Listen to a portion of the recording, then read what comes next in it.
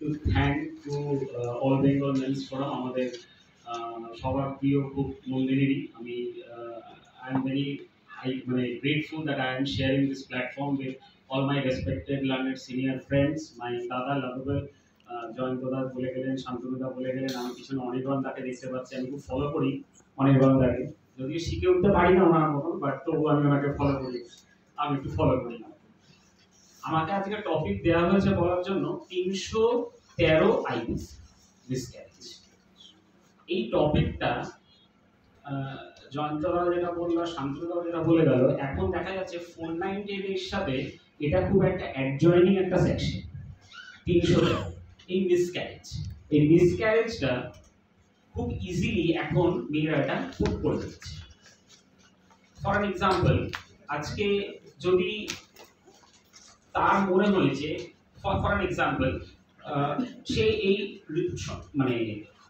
Embryo যেটা আমরা বলি ভ্রূণ, এটাকে আমি রাখবো না, বা কোনো কারণবশত it is just maybe a passing effect to anyone, আমি রাখবো না, উনি ওটা মিসক্যারেজ করে দিলেন without the consent of the husband.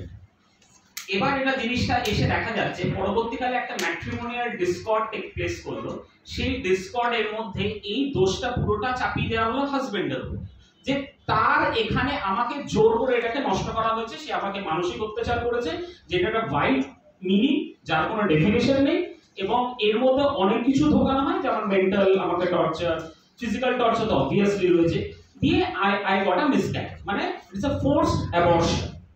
এই একটা জিনিস খুব ইজিলি জিনিসটাকে ম্যানিপুলেট করে ঢোকানো হচ্ছে 313, যেটা হচ্ছে cognizable, non bailable, triable by the court of sessions. এই কোর্ট অফ সেশনসে যখন ঢুকিয়ে দেওয়া হচ্ছে, তখন 498 এর সাথে এই 313 যেটা আসছে, সেই 313তে তার বেলটা নেওয়াতে অসুবিধা হচ্ছে। এখানে আরেকটা যেটা জয়ন্তদাও যেটা আমাকে একটু আমি শিখলাম ওনার থেকেও, কথাটা হচ্ছে এই 40 মানে আমরা সবাই জানি, আমি এইটা নিয়ে বিস্তারিত কিছু বলবো না। এই 40 মানের জায়গাটায় এখানে কিন্তু ওই নোটিশ যেটা স্যার ইন্টিমেশন, এটার কিন্তু দরকার পড়ছে না।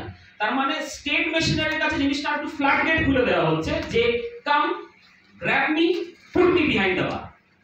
কিন্তু ব্যাপারটা কি হচ্ছে, এট দ্য বটম নেকে এটা কিন্তু কোনো ফার্দার কোনো ইনভেস্টিগেশন হলো না, আগে তুমি ধরো আর তোমাকে আমি ঢুকিয়ে দিলাম, তারপরে তো পুলিশ বলবে এসো বসো, যেটা জয়ন্তদা ইলাবোরেটলি বলেছে, আমি ওই দিকে আর গেলাম না, সেটা সবাই ব্যাপারটা জায়গাটা বুঝে গেছে। তার মানে কি হলো, তাহলে বেলটা নেওয়া হয়ে গেল, একটা ওয়াইফের সাথে নাহলে কথা বলো, নাহলে পুলিশ এখানে এসে বলছে এটা আমার কাছে আসুন, আমি এটা কম্প্রোমাইজ করে দিচ্ছি। কিন্তু এই যে কম্প্রোমাইজ করিয়ে দেবো, দেখা যাচ্ছে 320 এটা নন কম্পাউন্ডেবল, এবার এটা পুলিশ কম্প্রোমাইজ করা দেখি। সেই ক্ষেত্রে তাহলে একটা স্টেটমেন্ট যেটা কেস ডায়েরি থেকে আমরা পাচ্ছি, কেস ডায়েরি হচ্ছে পুলিশ যে তদন্ত করছে, সে একটা রিপোর্ট কোর্টে প্রত্যেক দিন কোর্টে ওটাকে পাঠানো হচ্ছে। তাহলে এই যে কেস ডায়েরি, এই কেস ডায়েরির মধ্যে যে ভিকটিম জানার বাচ্চা ভ্রূণ নষ্ট হলো, তাহলে তিনি একটা স্টেটমেন্ট দিলেন, সেই স্টেটমেন্টটা কি কনক্লুসিভ? একদমই না। আমরা সবাই জানি confession before the police officer 161 আর কনফেশন বিফোর দ্য ম্যাজিস্ট্রেট 164, এই দুটোর পার্থক্য, দুটোর এভিডেন্সিয়ারি ভ্যালু, দুটো প্রবাটিভ ফোর্স কমপ্লিটলি আলাদা। এবার 164 এর কাছে তাকে যখন পাঠানো হলো, তখন দেখা যাচ্ছে সে আরো ওটাকে এক্সাজারেট করে বলা হচ্ছে। তার মানে ঘুরে ফিরে আমি সেই আবার ওই ডাক্তারের জায়গাটায় চলে আসি, তাহলে একটা ডাক্তারের ইনভলভমেন্ট, তার যে এই যে মিসক্যারেজটা হলো, এটা হাউ ইট টুক প্লেস, সেটা কি মেয়েটা নিজে করেছে না তাকে করানো হয়েছে? This is all about 354। আমি কি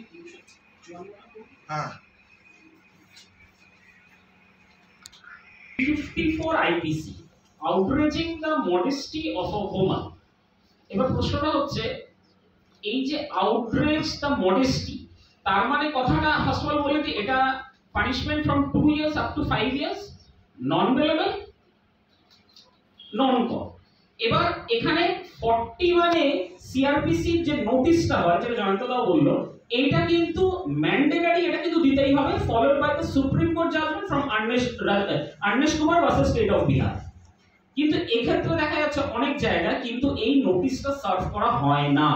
41 আমি এমনও দেখবো, এরকম ভিকটিম ডিল করতে গিয়ে আমি পেয়েছি যে উইদাউট 41 পুলিশ কিন্তু নিয়ে এসে রীতিমতো তাকে কিন্তু বসিয়ে রেখেছে, জিজ্ঞাসাবাদ করছে, কিন্তু কোনো নোটিশ সার্ভ না করে ছেড়ে দিয়ে গেছে। এমনও ক্ষেত্রে দেখা গেছে যে 41 এ নোটিশ দিয়ে ডেকে পাঠানো হয়েছে, কমপ্লায়েন্স ছাড়া পুলিশ ছেড়ে দেওয়া হচ্ছে, লাস্টে বলে হচ্ছে আমাকে একটু দেখে নেওয়া হোক। এই জায়গায় যদি আমরা দাঁড়িয়ে থাকি তাহলে এটা খুব অসুবিধা হচ্ছে যে আমরা কতটা জাস্টিস ঠিক মতন ডেলিভার করতে পারছি।